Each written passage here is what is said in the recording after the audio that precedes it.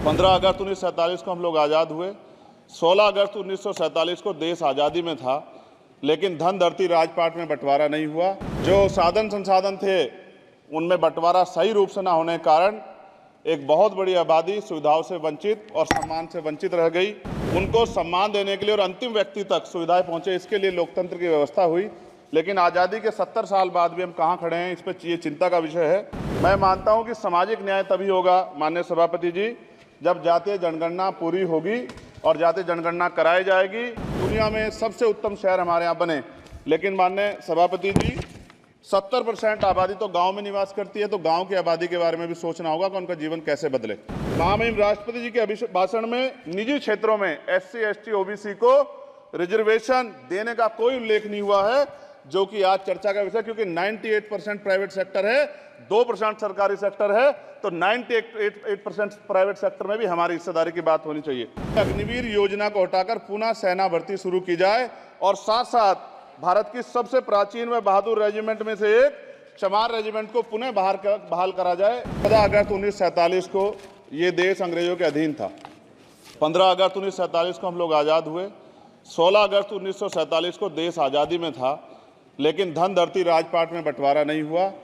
जो साधन संसाधन थे उनमें बंटवारा सही रूप से न होने के कारण एक बहुत बड़ी आबादी सुविधाओं से वंचित और सम्मान से वंचित रह गई। उनको सम्मान देने के लिए और अंतिम व्यक्ति तक सुविधाएं पहुंचे, इसके लिए लोकतंत्र की व्यवस्था हुई। लेकिन आज़ादी के 70 साल बाद भी हम कहाँ खड़े हैं, इस पर ये चिंता का विषय है। मैं मानता हूं कि सामाजिक न्याय तभी होगा माननीय सभापति जी, जब जातीय जनगणना पूरी होगी और जातीय जनगणना कराई जाएगी और साथ साथ संख्या के आधार पर आरक्षण जो है वंचित वर्गों का बढ़ाया जाएगा। उसके साथ साथ जब राष्ट्रपति जी अभिभाषण पर बात रख रही थी तो उन्होंने शहरी और ग्रामीण क्षेत्रों के विकास की बात कही और ये भी कहा कि दुनिया में सबसे उत्तम शहर हमारे यहाँ बने। लेकिन माननीय सभापति जी 70% आबादी तो गांव में निवास करती है, तो गांव की आबादी के बारे में भी सोचना होगा कि उनका जीवन कैसे बदले। माननीय सभापति जी, उच्च शैक्षणिक संस्थानों में बहुजन समाज के जो छात्र हैं उनके साथ कास्ट एट्रोसिटी हो रही है, निरंतर उनकी हत्या हो रही है। साथ साथ जो सरकारी कर्मचारी हैं दफ्तरों में, उनके साथ भी जो SC, ST, OBC और मुस्लिम और अन्य धार्मिक अल्पसंख्यक हैं, उनके साथ भी माननीय सभापति जी जातिगत और धार्मिक जो है शोषण किया जा रहा है। इसलिए मेरी मांग भी है कि पुरानी पेंशन को भी अध्यक्ष जी बहाल किया जाए। जो कर्मचारी देश की सेवा में लगे हैं उनका भी सम्मान होना चाहिए। साथ साथ सभापति जी, भाजपा ने चुनावी लाभ के लिए सबका साथ सबका विकास के नारे दिए, जो खोखले हैं, क्योंकि 10 साल में दलित, पिछड़े, आदिवासी, मुस्लिम और अन्य धार्मिक अल्पसंख्यक जो अत्याचार हुए हैं वो किससे छिपे हुए नहीं हैं। ये गलत है, ये बंद होना चाहिए। सभापति महोदय जी, महामहिम राष्ट्रपति जी के भाषण में निजी क्षेत्रों में SC, ST, OBC को रिजर्वेशन देने का कोई उल्लेख नहीं हुआ है, जो कि आज चर्चा का विषय, क्योंकि 98% प्राइवेट सेक्टर है, 2% सरकारी सेक्टर है, तो 98% प्राइवेट सेक्टर में भी हमारी हिस्सेदारी की बात होनी चाहिए। माननीय सभापति जी, आशा कार्यकर्ताओं, आंगनबाड़ी वर्करों, भोजन माताओं के वेतन वृद्धि पे भी कोई उल्लेख नहीं हुआ है, वो भी अभी नंगे, उन पर भी सोचना पड़ेगा। माननीय सभापति जी, जिस क्षेत्र से मैं चुन के आऊँ नगीना से, वो बहुत पिछड़ा क्षेत्र है। उस क्षेत्र में कोई विशेष आर्थिक पैकेज नहीं दिया गया, रोजगार की सेवाएं नहीं है, नौजवान पलायन करता है। IIT, IIM, एम्स, केंद्रीय विद्यालय आदि शिक्षा में और चिकित्सा संस्थानों की स्थापना होनी चाहिए, जो कि नहीं है। और माननीय सभापति जी, मानसून सत्र आ गया है, मेरा क्षेत्र बाढ़ से बहुत प्रभावित है, इसलिए मैं आपसे आग्रह करूंगा कि वहां के लोगों को बाढ़ से निजात दिलाई जाए। माननीय सभापति जी, चीन हमें आंख दिखा रहा है और लगातार हमारे देश की सीमाओं में घुसपैठ कर रहा है, इसलिए अग्निवीर योजना को हटाकर पुनः सेना भर्ती शुरू की जाए और साथ साथ भारत की सबसे प्राचीन व बहादुर रेजिमेंट में से एक चमार रेजिमेंट को पुनः बहाल करा जाए, ऐसा भी मेरा आपसे आग्रह है। माननीय सभापति जी, पिछले सारे प्रधानमंत्रियों ने मिलकर जितना कर्ज लिया है उससे दुगना कर्ज हमारे वर्तमान के प्रधानमंत्री जी ने लिया है। किसान अगर अपना कर्ज माफ कराने के लिए जाता है तो लाठी झेलनी पड़ती है, जबकि सरकार ने धन्ना सेठों का 15 लाख करोड़ रुपया माफ किया है।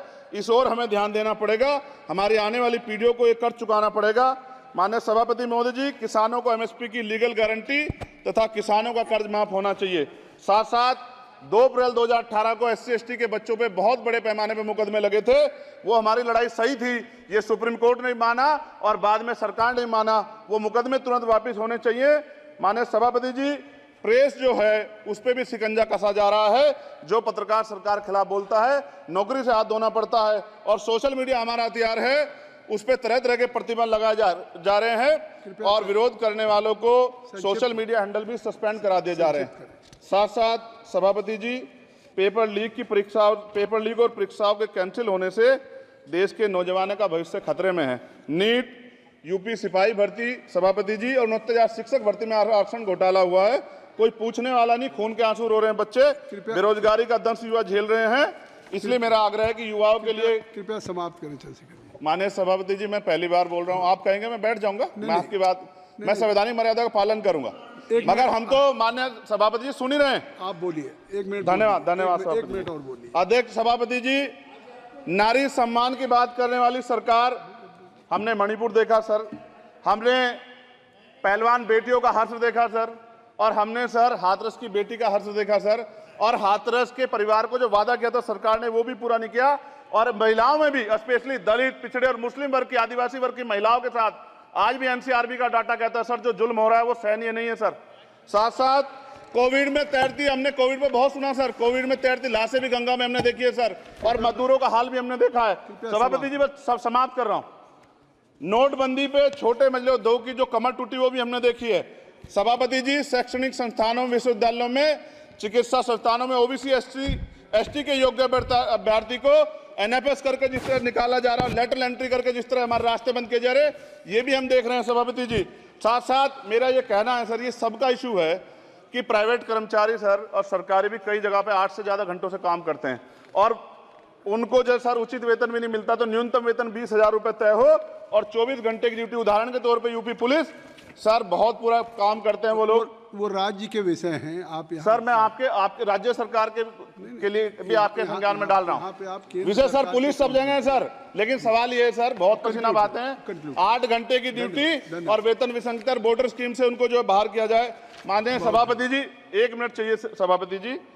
राष्ट्रपति जी ने धर्म के बारे में बात की थी, राम मंदिर से पहले हमारे गुरु घर तुगलकाबाद का फैसला आया था राष्ट्रपति जी, वो सभापति जी अभी तक दिल्ली में स्थित सदगुरु रविदास जी महाराज का गुरु घर नहीं बना।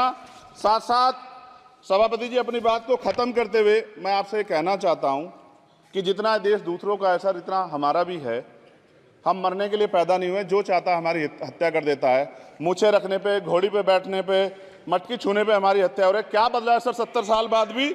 दलित, पिछड़े, मुसलमानों पे हिंसा नहीं रुक रही है सर। मेरा आपसे संरक्षण के साथ ये आग्रह है कि इन घटनाओं को रोका जाए, और देश किसी की बपोती नहीं है, देश संविधान से चलता है सर, और संविधान से चलेगा, संविधान छेड़खानी बर्दाश्त नहीं की जाएगी सर। धन्यवाद।